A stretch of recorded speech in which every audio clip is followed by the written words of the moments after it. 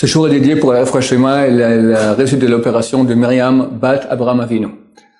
L'histoire que raconte un monsieur, il raconte l'histoire, c'est passé environ il y a 15 ans, c'est l'histoire de son voisin. Son voisin, un Avraire, un vieux en Torah, de condition modeste, qui a 4 enfants et qui, à Dieu ne plaise, a reçu une maladie terrible dans le foie. Il fait des traitements, et là, ces traitements ne réussissent pas, et là, il y a un niveau où le foie ne fonctionne presque plus. On l'amène à l'hôpital Hadassah ici, dans un département qui s'appelle Tour Kaspa. Pourquoi ce nom-là? Parce que c'est le nom du professeur qui est responsable de ce département, le professeur Ran Tour Kaspa. Et on le branche un appareil spécial qui montre en live, d'accord, en vrai, exactement comment fonctionne le foie chaque seconde. Qu'est-ce qui se passe, comment ça, etc., etc. Et on attend quelques jours pour essayer de faire encore les derniers traitements pour essayer de sauver le foie. Et à la fin, le professeur dit, il n'y a pas le choix, il faut l'amener maintenant en Angleterre, rapidement pour faire une greffe du foie. Rapidement, le professeur se met en contact avec son homologue en Angleterre, il met sur le point, ils prennent des billets d'avion, et dans quelques heures, l'avion va partir. Qui part avec le voisin? Pour sa femme, et sa femme vient d'accoucher, ils ont 4 enfants, elle peut pas. Donc le mieux, ce sera le père.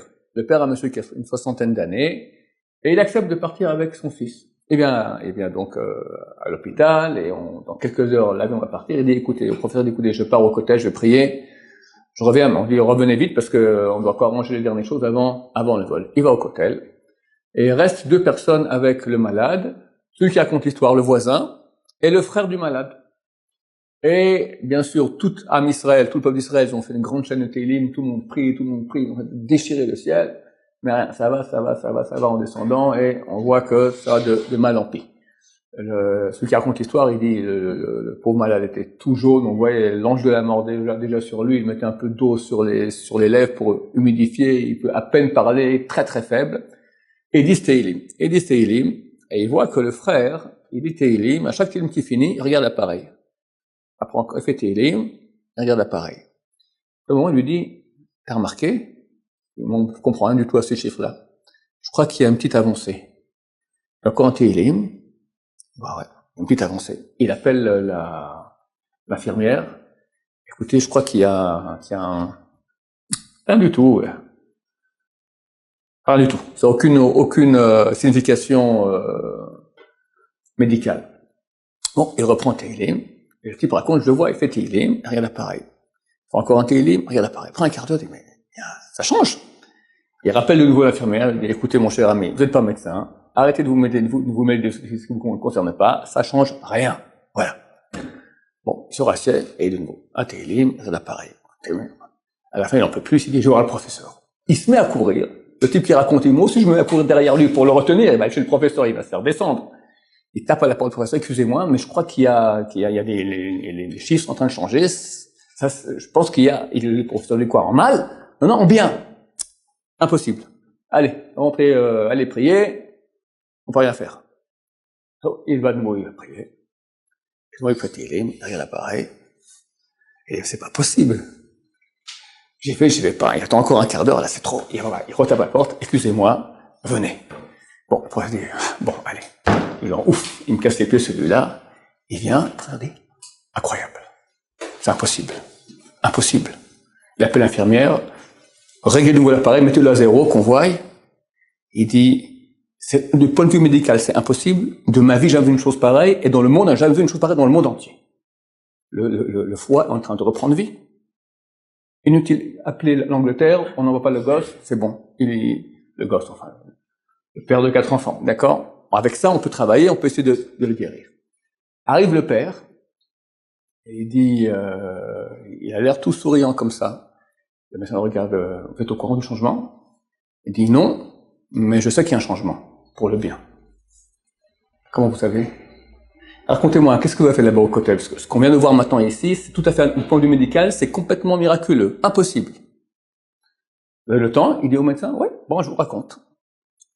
Je suis né, il commence à raconter sa vie. Je suis né en 1940 à Mexico. Mexico, c'est une ville très matérialiste, mais point de vue du judaïsme, c'était très râlez pas crête. Ils étaient ou non religieux ou super traditionnalistes. Des gens orthodoxes, encore moins des étudiants en Torah, rien du tout. Et à l'âge de 15 ans, j'ai senti en moi comme ça un appel de spiritualité. Je voulais étudier la Torah. J'ai dit à mes parents, je peux partir 1 an yeshiva en Israël. Ils n'ont pas voulu, j'ai fait pression, ils ont accepté. Je suis arrivé en Israël et j'ai commencé à connaître la vraie vie, le vrai goût de la vérité. Mes parents voulaient que je revienne, que je commence à travailler dans l'affaire de la famille qui avait beaucoup de succès. À chaque fois que je refusais, je revenais, je repartais, mais il me faisait une pression énorme. Viens, on te donne une belle voiture, viens, t'auras une belle villa, t'auras un poste intéressant dans l'affaire. Et moi, chaque fois, je repartais en Israël. Je suis arrivé à mes 18 ans. Ils m'ont dit, bon, viens maintenant, on a besoin de toi, viens pour les vacances. On a besoin de toi pour les vacances. J'ai compris que si je partais, j'aurais tellement de pression que je pourrais plus revenir. Je suis au hôtel, j'ai prié Hachem, je lui ai dit Hachem, je prends sur moi, je quitte pas Israël. Je vais étudier la Torah, et je lui ai dit que ta Torah. Et ainsi il a fait, il est même pas parti pour les vacances. Il est resté là-bas 4 ans et demi en Israël, et à l'âge de 22 ans et demi, il s'est fiancé, ses parents sont venus pour le mariage, les frères, toute la famille est venue, et son père était très très ému au mariage de voir comment son fils il a changé. Il est orthodoxe, en bonne relation avec les rabbinim, il voit les rabbinim, des gens de qualité, il voit des amis de qualité, extrêmement touché. Et comme ça, la famille et les frères ont fait tous les Shabbat Brachot, tous les 7 jours de festin. Et au dernier festin, tout le père dit, je veux parler.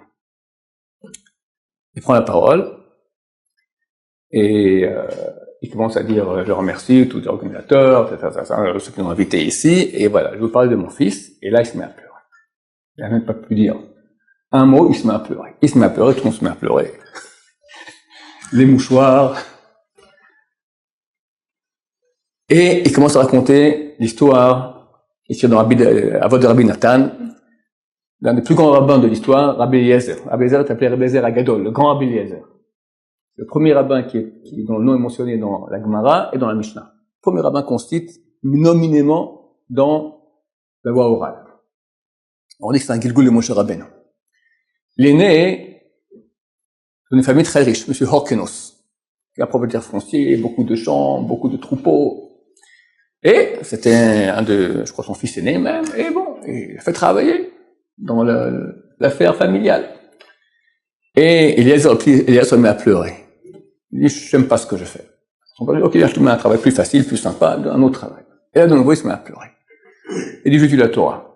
Son père dit, mon cher ami, reste ton calme. Tu ne peux pas aller être un nul qui passe son temps devant les bouquins. C'est important, on aime bien la Torah, mais il y a des affaires, c'est important. Eliezer s'enfuit discrètement. Va à Yerushalayim. Tu dis, Rabbi Yochanan ben Zakkai, de grande génération. Et il a rien. Il se met à jeûner. Il se met à maigrir. À un point tel qu'il y a une mauvaise odeur qui sortait de sa bouche. Et Rabbi Yochanan ben Zakkai allait vérifier qu'est-ce qui se passe avec lui. Alors on dit, oui, c'est le fils de Horkonus, le grand milliardaire. Elle est venue ici. Bon, alors Rabbi Yochanan ben Horkonus l'a pris sous sa tutelle, il a commencé à enseigner la Torah, il l'a aidé, etc. Horkonus le père, voyant que son fils est parti, il apprend qu'il est en yeshiva à Jérusalem, il se dit, bon, c'est très simple, je le déshérite. Et tous les frères ont dit, on le déshérite, il ne fait plus partie, et pourquoi il ne prend pas avec nous partie du truc familial, et ben, il aura droit à rien.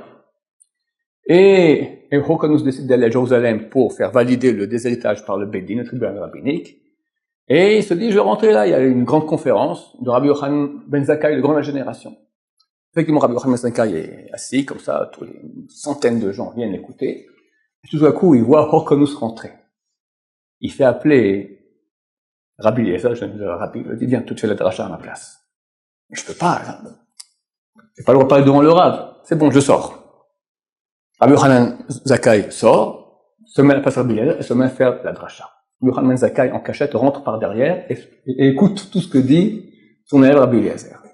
Et quand il a fini la dracha, il l'embrasse sur le front et lui dit, béni soit Abraham et Yitzhak Yaakov, qui ont un enfant pareil dans leur peuple, Rabbi Eliezer. Se lève une voix dans la salle qui dit, non, bénis-moi, moi, que nous c'est un fils à moi. Bénis-moi que j'ai un fils pareil. Je voulais pas te déshériter, mon cher fils. Ni tes frères, ni moi. Mais c'est vrai que c'est quand même mal que tu n'étais pas avec nous dans les affaires. Tu étudies la Torah. On comprenait pas. C'est pourquoi tu te coupes de nous comme ça. On comprenait pas. Et maintenant, j'ai compris. Tu as fait de bons choix. On voit à quel degré de spiritualité tu as acquis. t'es un tzaddik, et je crois que grâce à toi, toutes nos affaires vont bien, c'est grâce à toi. Tu es la mezouza de la famille.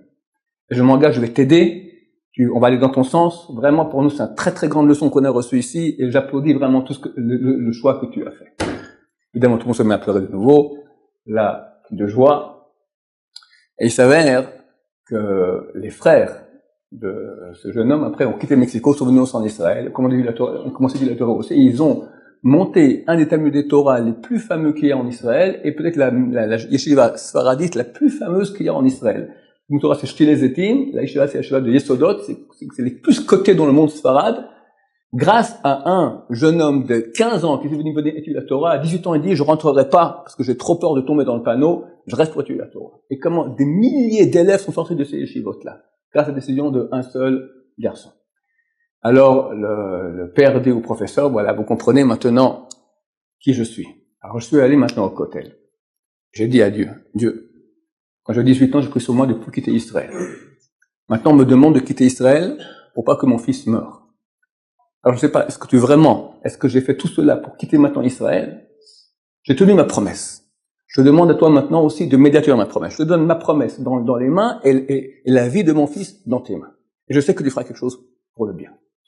Je suis reparti, j'ai senti que c'était passé. Je suis rentré à l'hôpital, j'ai un sourire, je savais que quelque chose allait se passer. Et Baruch Hashem, maintenant, en voyant vos têtes, je vois que Baruch Hashem, Dieu a exaucé mes prières.